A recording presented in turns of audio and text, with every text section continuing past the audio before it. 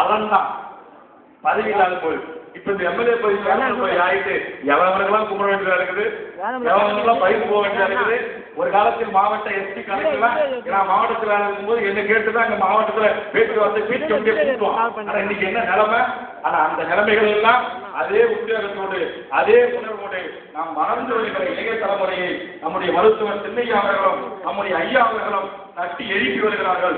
அதற்கு நாம் துணை நிற்போம், தோல் விடுப்போம் என்பதை இந்த நேரத்திலே கூறி ஐயா அவர்கள் பதவி கொடுத்தாலும் சண்முகம் நீ துணை போய்க்கிறாள் இரு அப்படின்னா பேர் சண்முகம் இல்ல கொஞ்சம் கட்சி சோழியா இருக்கு, வேல்முறை சின்னப்பேராக ஓடி அடிச்சு அவனுக்கு தர இல்ல, திருஞானத்துக்கு தர இல்ல, தஞ்சமூர்த்திக்கு தர, தாமரை கணக்கு தர, யாருக்கு கொடுத்தாலும் கூட அந்த விட்டு கொடுக்கிற மனப்பாட்டோடு அவர் எந்த கணக்குனால்தான் ஐயா அவர்கள் மனதாக நினைத்தார்.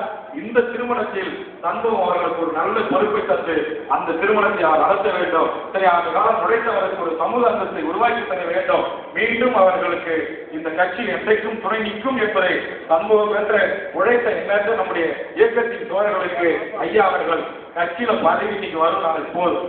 எம்பி எம்எல்ஏ பதவி இன்னைக்கு நாளைக்கு வரும் போறோம். ஆனா ஐயாவின் அன்புக்குரியவர்கள் எம்மா நான் வைத்திய பத்தி சொல்லுவேன். ஒரு பதவி வைத்தியம் எல்லாம் போட்டு கொடுங்க அப்படிங்க. வைத்திய வேறு ஒரு நல்ல ஆளு இந்த கட்சியில வேற அவனுமே இல்லை, வேறு அவனுக்கு தூது வாதி எதுவுமே தெரியாது. ஆனா இப்ப இருக்கிற அரசியல் சொல்றதுல கொஞ்சம் அப்படி இப்படி ஓடி அரசியல் பண்ணோம், கொஞ்சம் பொறுப்பு சொல்லு, மாநில செயற்குழு இருக்கிற நான் போட்டு தரேன், இல்ல மாநில வணிக துணைத் தலைவர் போட்டு சொல்றேன். அவர் எடுத்த போது அப்படி கேட்ட போது ஐயா அவர் சொன்னார். அதனால இந்த தயவு செய்து யாருக்கு பொறுப்பு போனாலும் அந்த பொறுப்புகள் திரும்ப உங்களுக்கு கிடைக்கும், திரும்ப வரும். அதனால் தயவு செய்து திமுக போடுறேன், அதிமுக போறேன், இந்த சூர் காட்டுறது இது எல்லாம் எந்த ஒட்டிச்சு 2 ஒட்டிச்சு வர்றேன். அன்னைக்கு போட்டு 2 பேரும் போகல, போய் சாலை போட்டு வந்ததோட இருக்கிறாங்க. மோதத்தை ஒன்று மாற்றி போட்டாரு, திரும்ப இப்போ மோதத்தை மாற்றி போட்டாரு. அது என்ன எனக்கு கொடுக்கும் அப்படின்னா, அவனுக்கு நான் எப்படி டாட்டா சபாரி வச்சிருக்கணும் அதே மாதிரி 1 லட்சம் பணத்தை கொடுத்து டாட்டா சபாரி கொடுத்து ஐயா பணம் போட்ட மோதிரம் போட்டு விட்டான். அந்த மோகத்தை போட்டு பட்டு தலைவர் மோகத்தை போட்டான். அந்த ஆத்திரத்தினர் வெளிப்பாடு அன்னைக்கு கொஞ்சம் வேகமா பேசுறேன். அது எதையெல்லாம் கட் பண்ணுமோ எதையெல்லாம் திருத்தாறு பண்ணுமோ அதெல்லாம் பண்ணிட்டு மிகப்பெரிய அந்த புண்ணியமா அந்த வேலையை செஞ்சுவேன். அவனுக்கு வாழ்க்கை பல்லாண்டு. ஆனால் நீங்க எத்தனை பேர் எத்தனை ஆண்டுகளும் சொன்னாலும் கூட நான் பார்த்துக் கொண்டுதான் இருக்கிறேன். அருள்மொழி சொன்னார், இவங்க சொன்னார், தீரன் சொல்லி பார்த்தார், தலைச்சேர்களை சொல்லி பார்த்தார். எவரு சொல்லியும் வேல்முருகன் அண்ணன் அறையில் வேல்முருகன் ஐயாவின் இதயத்திலும் ஐயாவின் ஒவ்வொரு குடும்ப உறுப்பினர்களுடைய குழந்தைகளிடத்திலும் இடம்பெற்றிருக்கிறது. அதனால் ஐயா இந்த இனத்திற்கும் இந்த சமூகத்திற்கும் தமிழ் சமூகத்திற்கும் எடுக்கின்ற காட்டுகின்ற ஒரு துணிச்சி புரட்சிகரமான கருத்துக்களை தமிழகத்தின் தேசிய தலைவர் பிரபாகரனுக்கும் அடுத்தபடியாக இந்தியாவில் இன்றைக்கு ஒரு அப்பழுக்கற்ற அரசியல் ஓட்டுக்காக இல்லாமல் சமூக நலனுக்காக சமூக வளம்பெற வேண்டும் என்பதற்காக ஒரு அரசியல் செய்கிற ஒரு அப்பழுக்கற்ற தலைவர் நம்முடைய மருத்துவர் ஐயா அவர்கள் என்பதை நீங்கள் அனைவரும் அந்த உறுதிப்பாட்டிருக்கிற நிற்போம். 5 வருஷம் 4 வருஷம் கொஞ்சம் அப்படி கஷ்டப்பட வேண்டியதா இருக்கும். ஆனால் நிச்சயமாக எதிர்கால சந்ததிகளும் எதிர்கால தலைமுறையினுடைய வாழ்விக்கும் கல்விக்கும் ஏற்ற வளர்ச்சிக்கும் ஐயா அவர்கள் வழிகாட்டுவார்கள், சின்னையா அவர்கள் நம்மை வழிநடத்தி செல்வார்கள் என்று கூறி மணமகள் எல்லா உறவும் பெற்று பலமோடு வாழ வாழ்த்தி விடைபெறுகிறேன். நன்றி, வணக்கம்.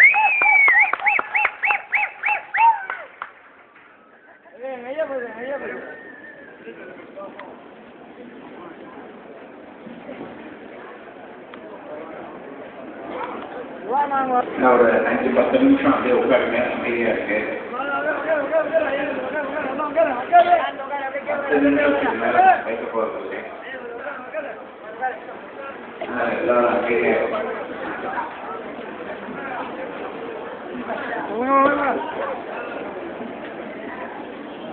புஷ்பானி முத்துகிருஷ்ணன் இந்த பிள்ளைகளுடைய திருமணத்தை செய்தும் சிறப்புமாக நடத்தி வைத்திருக்கின்றோம். நாம் அனைவரும் தொடர்ந்து அவர்கள் எல்லா வளமும் பெற்று நிகழ்வோடு வாழ்த்துவோம், வாழ்த்திக் கொண்டே இருப்போம்.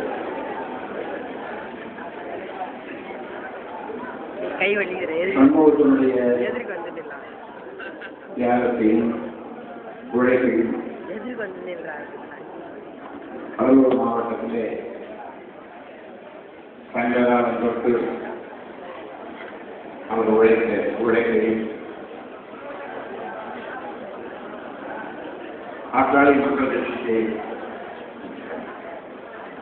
வேல்முருகன் போன்றவர்களை அறிமுகப்படுத்தியதில் இங்கே வெள்ளைகள் திருமாவளவன் அவர்கள் வேல்முருகன் அவர்கள் சொன்னார்கள். எந்த வேலையை கொடுத்தால் ஒரு மாதம் 2 மாதம் அந்த மாவட்டத்திலேயே கிடக்க வேண்டும், அங்கேயே கிடக்க வேண்டும், வீட்டுக்கு வரக்கூடாது என்று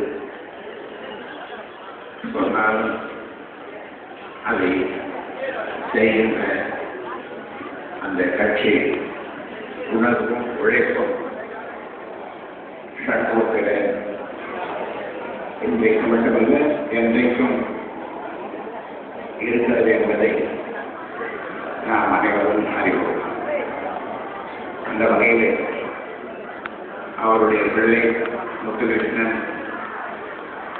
இன்றைக்கு ஒரு வழக்கறிஞராக, அதிலும் எம்எல் படித்த ஒரு வழக்கறிஞராக இன்றைக்கு மனநலனாக வீட்டிருப்பதை பார்க்கும்போது நாம் எல்லோருக்கும் மிகுந்த மகிழ்ச்சியாக இருக்கிறது. அந்த வகையிலே இன்றைக்கு அந்த குடும்பம் வாழ்வாழ்ந்து வாழ நாம் வாழ்வோம், வாழ்த்துக் கொண்டே இருப்போம். பதினோரு மாவட்டத்தை பொறுத்தவரை அந்த காலத்திலே தென்னாற்காடு மாவட்டம் என்று சொல்லப்பட்ட மாவட்டம், தென்னாற்காடு வடாற்காடு இந்த 2 மாவட்டங்களில் தான் வன்னியர்கள் அடர்த்தியாக வாழ்ந்த மாவட்டம் என்று சொல்வார்கள்.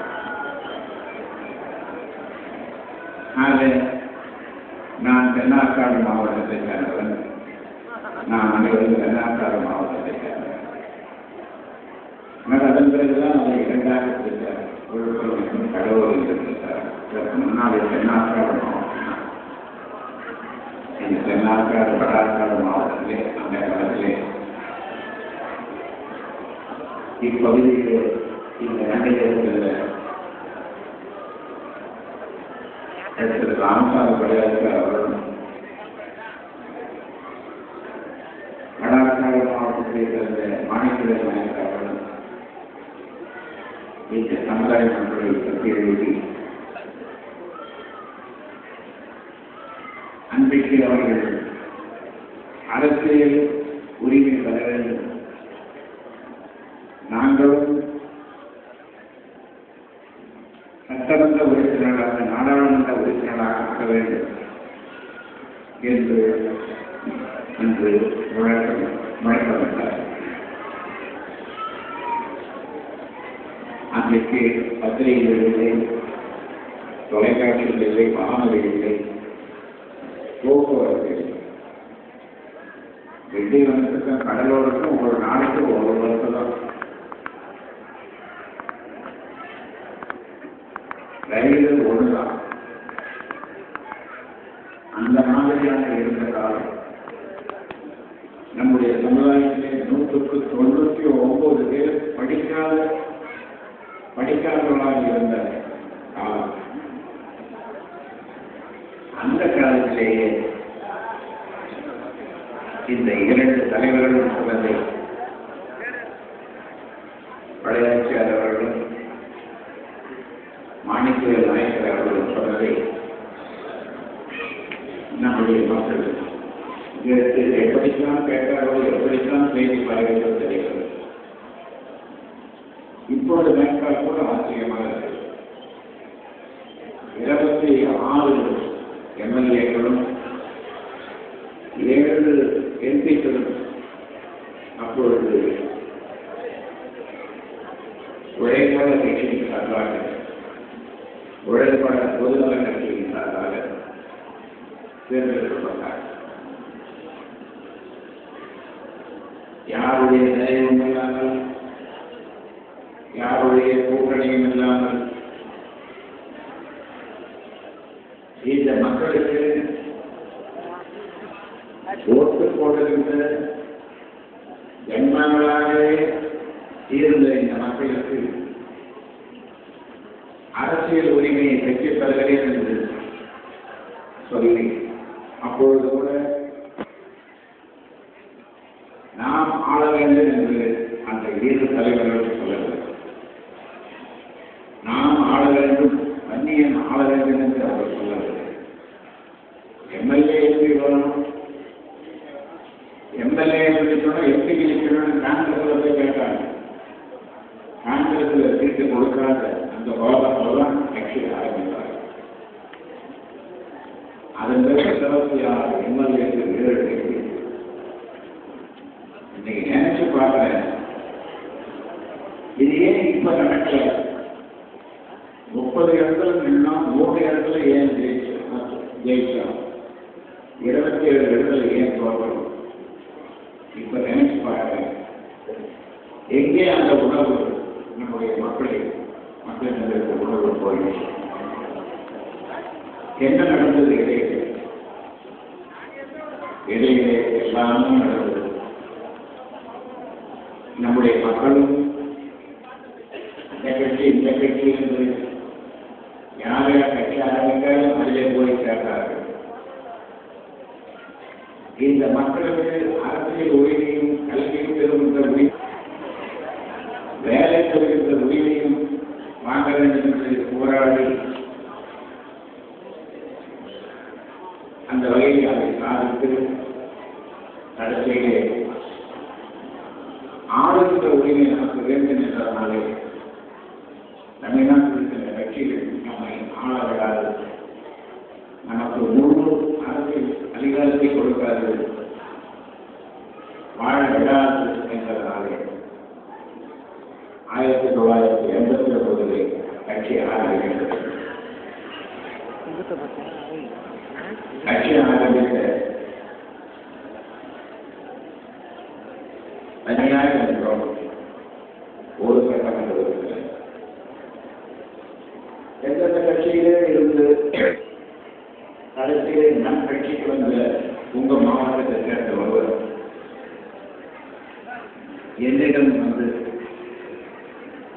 நான் தர்மபுரியில் இருந்த பொழுது வந்து தேர்தலுக்கு மக்களின் பிரச்சனைக்காக நான் இருக்கிறேன் என்று சொன்ன போது அதை ஏற்றுக்கொண்டு கட்சியிலே இணைத்துக் கொண்டு அவரை சட்டமன்ற உறுப்பினராக்கி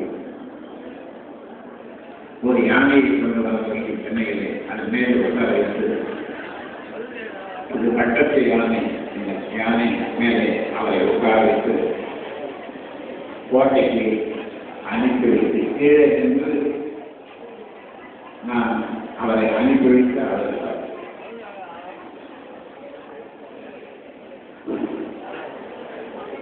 என்னுடைய நிலைமையை பற்றி நான் அவரை பற்றி சொல்ல தேவையில்லை. இன்றைக்கு எத்தனையாவது தலைவரை ஒரு எத்தனையாவது கட்சிக்கு போயிருக்கிறார். அதை பற்றி நான் இங்கே விமர்சனம் பண்ண தேவையில்லை. ஆனால் இத்தனை குழப்பங்கள் நம்முடைய சமுதாயத்திற்காக பாடுபடுகிற உழைக்கின்ற அவர்கள் என்று சொல்லி இழந்தவர்கள் அமைச்சர் பதவிக்காகவும் எம்எல்ஏ பதவிக்காகவும் பல கட்சிகளை நாடி ஓடினார்கள். ஆனால்